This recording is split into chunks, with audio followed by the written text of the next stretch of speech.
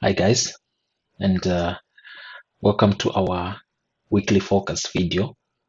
And in this video, we're going to look at dollar index in particular, because that's the one we're going to be focusing on in terms of us mapping out our directional bias on majors and gold and also Brent. So first things first, right? I'm going to take a look at the long-term interest rates. That's the bond yield market, right?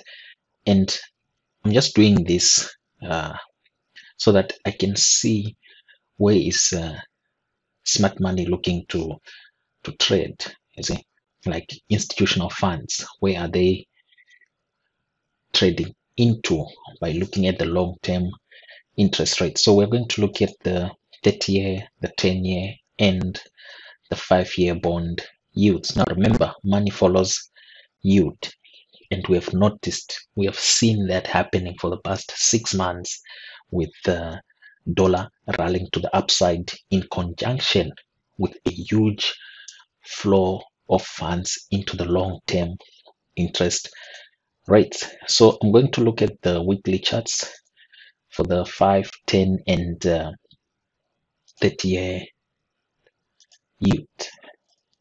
So the reason why I'm doing this is to compare the price action of the three long-term interest rates, because they are going to give me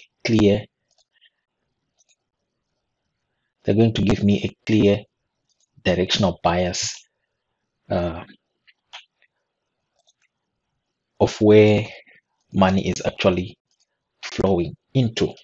So for instance, comparing the higher highs and the lower lows on these long-term rates will show me whether there's accumulation or distribution. So I'm going to be focusing mainly on the weekly chart, because I need to focus the upcoming trading week, that is to say Tuesday, Wednesday, Thursday, and most probably the following week. So we can see here with the long-term interest rates, the market has really shown an intended purpose to move to the downside. We have created a new low on the 5-year, we have created a new low on the 10-year, and we've also created a new low on the 30-year.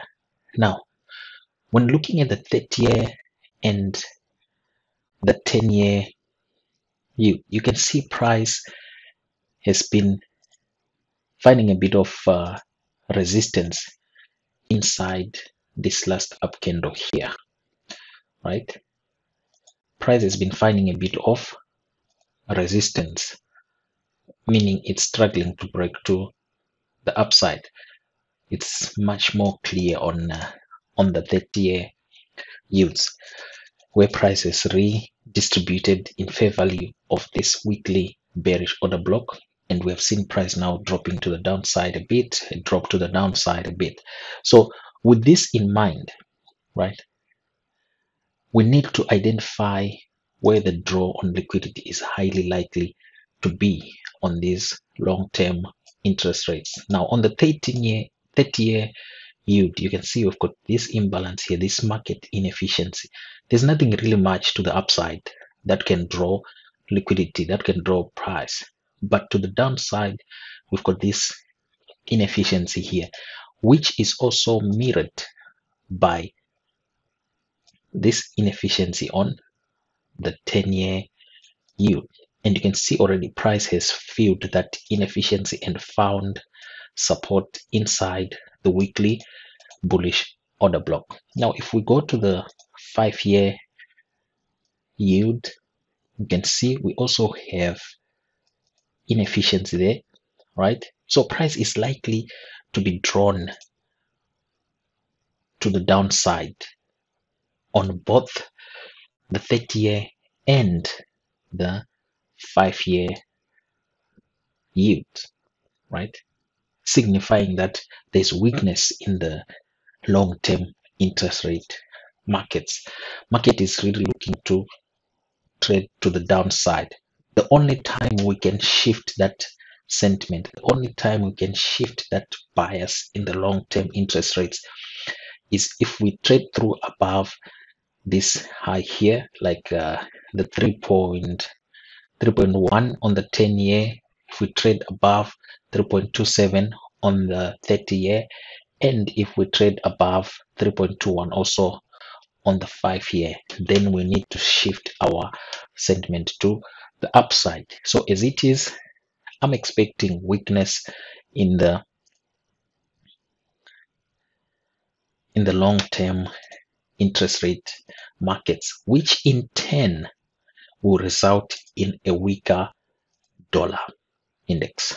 You see, that will result in a weaker dollar index. So looking on the daily chart, we can see here how price massively moved to the downside on the 30-year and found buyers after filling up the liquidity void, filling up the fair value gap. Same applies with the 10-year.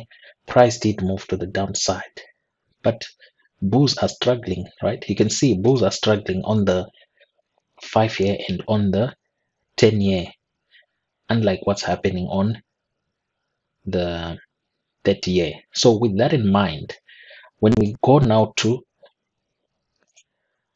the dollar index, we need to identify like where's the draw on liquidity, right? Based on weakness in dollar, right? Where is the draw on liquidity? Now, if we look at the monthly chart, the current monthly is also crucial, right? Okay, now let me not use this guy. Let me use this guy here and have a bit of guide, right? So this is the current month lows. Is it possible that we could, it's possible that we could see 104.510 by end of the month. The reason being that we've got weakness in the long-term interest rates, and that weakness is going to result in a weaker dollar. Now, look at this bullish order block here. Yes, it's not coupled with a fair value gap for it to be a high probability, but look at that candle that validates it as a bullish order block. This candle here broke above these two guys, relatively equal highs, coming in at 103.940. 103.940 now. That could be the draw on liquidity. This is the level in price action where we might really see buyers coming back into dollar index, right? That's on a monthly chart. When I go to the weekly chart, take note of 103.94 because it's going to be crucial. On the weekly chart, 103.94 is coupled with a bullish order block, right? Bullish order block at 103.94.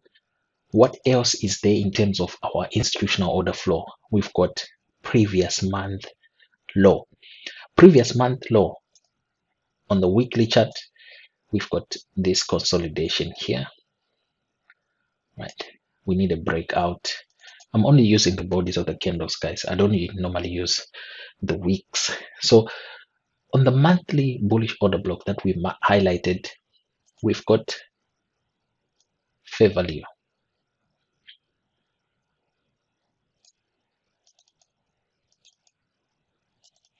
You can see here we've got fair value for long entries, or we might also refer to it as a discount array for long entries around 102.74. But personally, I would use this level here as the draw on liquidity on weakness for dollar index. Now, anticipating weakness in dollar has came about by looking at the long-term interest rates, number one.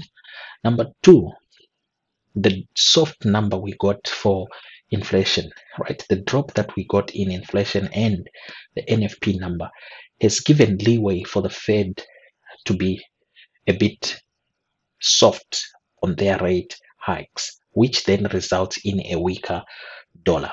right? So we had CPI print last week, which came about soft, signaling that the Fed do not really need to hike aggressively on their next meeting. But prior to that, we also have another CPI print in between, I think on September 13.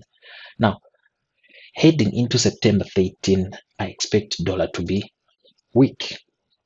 This is where you need to understand how fundamentals fulfill our technicals. Yes, dollar has rallied today, a very strong rally, right? But it's only rallying into premium. Now remember the consolidation on the monthly chart. Look at this candle here that broke out of the consolidation. What did it leave behind? Nothing much, but there's this uh, bearish order block here on the daily chart. So you need to take note of that. Now remember the liquidity, the fair value gap on the weekly chart right here, right in between 103.17 and 102.72. This could be the target, the draw on liquidity for dollar index heading into FOMC on September 21, right? So we've got this last up close candle here. Dollar is going to find it hard. It's going to be very difficult for dollar to break above this level here. Let me talk of prices. Above 107, right? We're just going to say 107. It's going to be very hard for dollar to break above 107. Reason being that weakness is likely to come into the picture. Now, how do you get weakness into dollar? How do you verify that dollar is weak? This is where you need the calendar. You see, you just need to look at the calendar for fundamentals that are likely to provide weakness in dollar. You can see tomorrow we've got the German economic sentiment. We also have building permits. We've also have CAD CPI. You see, these are all fundamentals that can instigate weakness in dollar. We also have interest rate from New Zealand. We also have pound CPI. You see, we've got euro GDP. We've got retail sales from the United States. We've got retail inventories. You see, these are all fundamentals that can really further enhance or further clarify the bias that we have. FOMC minutes on Wednesday. You see, these FOMC minutes, they're going to be more centered on the inflation number that came out last week. And whoever those minutes when they come out, let's see who's talking once. FMC member. You see, when Bowman speaks, he's gonna really justify the Fed's forecast in terms of their hiking pace. Once those minutes are out, remember these are just minutes, they're not like rate decision. These are minutes that are going to be published, and in those minutes expect the Fed to cool down a bit in terms of their aggressiveness to hike interest rates to fight inflation, because already inflation has dropped a bit and it's likely to drop again leading into September 13th, because you can see where oil, the way oil has dropped today. Let's just go to the oil chart. Yeah, oil is settling in right around $94 a barrel, though I'm anticipating $86 a barrel by end of September. And if that happens, then the energy bill is gonna keep dropping. And when the energy bill drops, right? When the energy bill drops, then inflation is likely to drop. So this rally in dollar can only be sustained if we break above 107. So as of now, shorting opportunities are ideal on dollar index. Shorting opportunities on dollar index results in longs on Euro USD, AUD USD, GBP USD, and NZD USD. But of those four assets that I've mentioned, guys, you need to mainly focus on AUD USD and NZD USD. Reason being that euro and pound, they are really under huge pressure. You see, so there isn't really much of strength to expect in euro. rather than in Aussie dollar or New Zealand dollar. You can expect strength because those guys have been really aggressive in fighting inflation. So when we go to H4 on dollar index, on H4 you can see here we have already erased all the losses from the CPI print. You see this move that happened last week, this H4 here, which created this liquidity void, and price has filled up that void now, and we are now trading inside the daily bearish order block. Inside that daily bearish order block, we've got this H4 bearish order block. So what you need to see is a run of stops above 106.80, a run of stops above 106.80. Once that run of stop is validated, how do you validate a run of stops? Just the same way which happened here. See this last up close candle traded above 1 and 2 equal highs. We had a liquidity void here. Price ran the stops, massively runs away from that level, doesn't even give a chance, right? Once price runs away from that level, expect a fair value gap. You can see here we've got now a bearish order block coupled with a fair value gap, and price came and retested that and dropped. Second retest and drop. So expect a stop hunt right at this level here.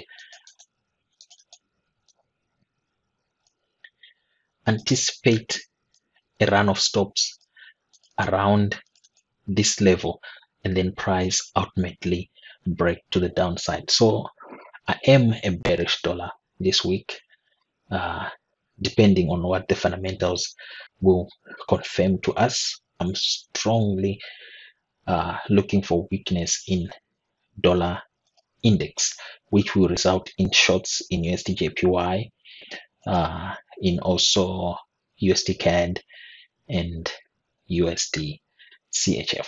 So I hope I have highlighted all your institutional order flow that you need to take note of. You can go as lower as 1 hour so that you are more precise in terms of your pricing. But the only downside to that is you might miss your entries waiting for the 1 hour to reach a level which it might not actually trade to. So these equal highs here on the hourly chart, right?